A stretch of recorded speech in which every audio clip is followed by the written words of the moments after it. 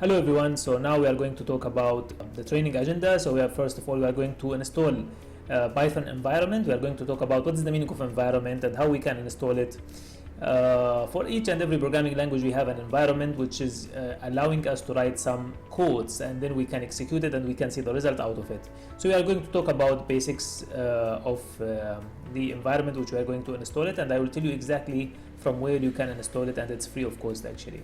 And then we'll talk about data types. We'll talk about string, integer, boolean, list, etc., etc. And then we'll talk about some operators, greater than, less than.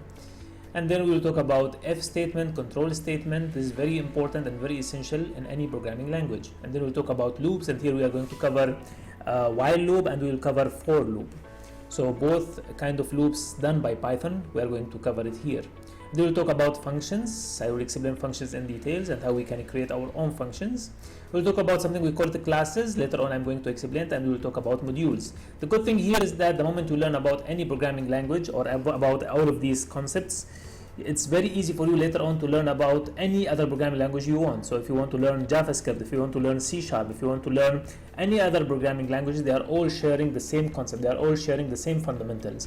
So all programming language usually they are having if statements, they are having loops, they are having functions.